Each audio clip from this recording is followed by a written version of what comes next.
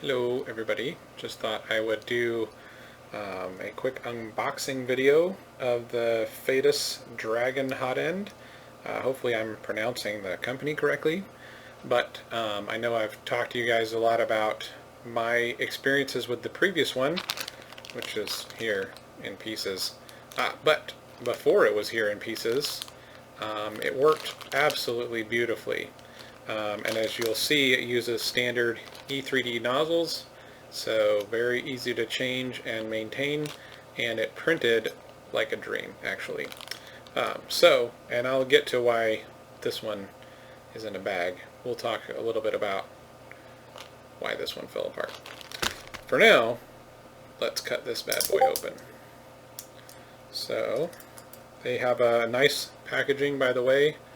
It is made in China, but these came from Amazon. They actually have a coupon right now for another 10% off, which all it really did was cover my taxes. But hey, you know, a few bucks here and there.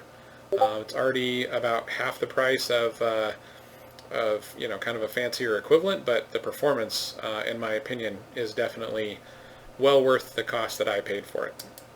So we're just going to cut this cellophane covering off here a little bit. I apologize for my shaky camera. This was the method that I had that doesn't require me to use one hand to hold my smartphone to do this. So anyway, so I already opened one of these before because obviously I had one that I was using. It was on my rail core, which I don't have anymore, but it worked beautifully. And actually I'll show you real quick kind of where the potential problem area is.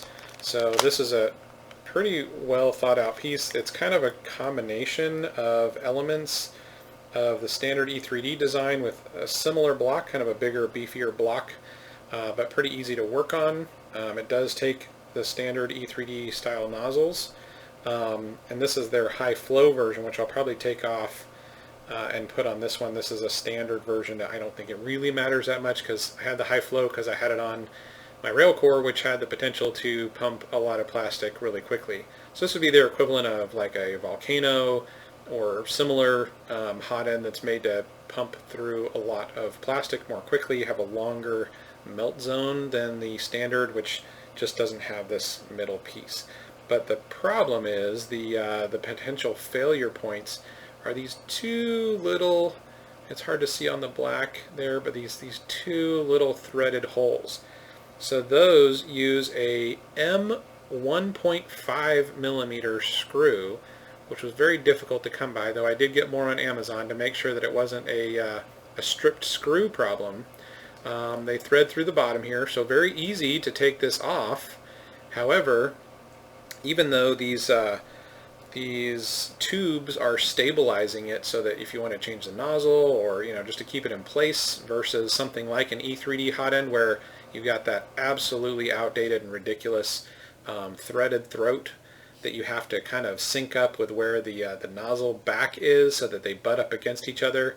I just had a major failure with a Volcano clone, but a Volcano set up on another printer that this new one is actually going to go on, where, you know, that separation happened during the print and ultimately oozed out the top and dripped down through and caused, you know, things to get backed up and caused flow problems. It's just a bad design in my opinion.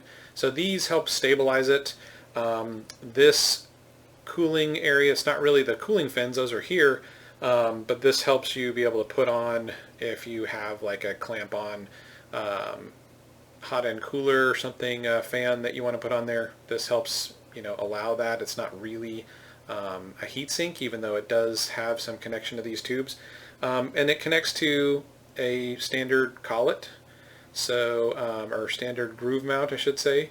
So you can use it on just about any groove mount based printer, or you can unscrew it and put it on most of the sliced mosquito mounts or similar.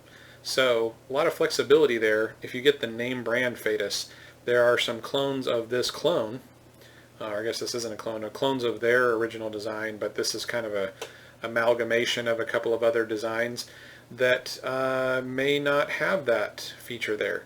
I think they do all come with a sock though, so also highly recommend the silicone sock to keep stuff from building up, or if you do have a disaster, it does make it easier to kind of clean things off.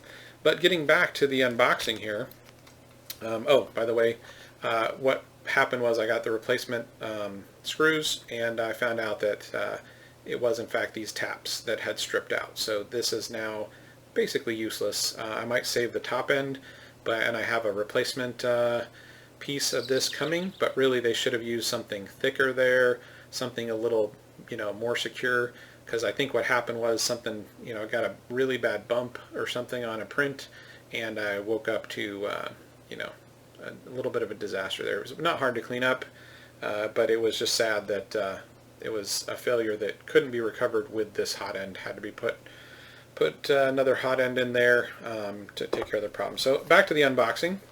Really nice packaging, nice little design there.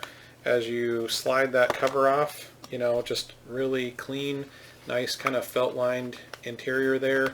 It's already mostly built. You can still get to all those features to take this off if you want to use the screw mount instead of the groove mount. This is the non high flow version, but I obviously have the old high flow. I could swap that out pretty easy. Nothing else is different. Same silicone sock. It's already on there. You can see, since there's no question about how deep to put this on, like you do when you thread on, regular E3D style block, then it's already in place. It's already at its fixed length. So you put the nozzle in there, and it should butt right up against the throat, and there should be no issues.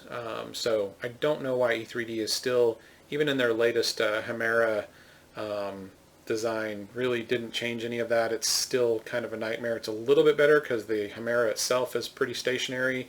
You don't have this this collar that can rotate. So really the whole collar design I think should go away. But this is still much easier to work with because at least even if I have to stabilize this, I've got a nice big block I can grab, and I just, thread the nozzle in there until it butts up against it. Probably still do it when it's hot because, the metal does expand slightly. So get a nice flush surface there, and then go through that whole process to make sure that it's calibrated and all that good stuff. But nice shiny block, even has the Phaetus logo on there. But just, I think for what it is, kind of a mid-grade hot end, and well worth the cost. Price is going down slightly because they have a little bit of competition and they have some clones and stuff out there. The clones are actually not that much cheaper, and it does come with a nozzle. Looks like a steel, like maybe a plated nozzle. I don't think it's brass, so I may use a brass nozzle, but nice enough nozzle nonetheless.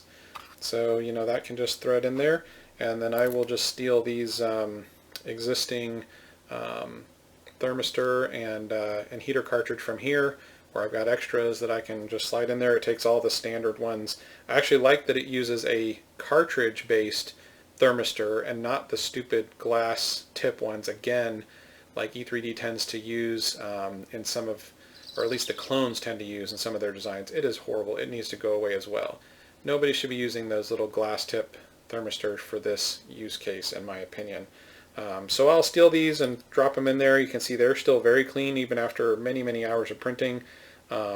So just a really impressive setup that even though I had that failure and that potential is still there, I still went and bought another one, and hoping to still have really great results, and I'm sure I will. So anyway, nice packaging there.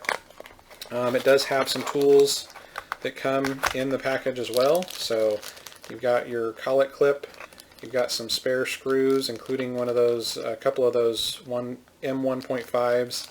But really, you probably will never really need these. I mean, you might if you don't have one of those nice, Olsen nozzle swap things, tools. I would definitely recommend getting one of these. They're pretty cheap at online vendors. But otherwise you can use the included wrench they give you, or your own wrench. But all the basics are in there, really nicely packaged, a nice concise package that everything comes in, and I'm looking forward to getting this installed on the printer it's going to go on, and getting some much better quality and better consistency prints than I was with the Volcano that I had. So thought I'd share that with you guys, and hope you enjoyed this. Hope you found the information useful, and don't forget to like and subscribe, and hopefully I'll have more of these in the future if people really like what they see here. So thanks again. See you soon.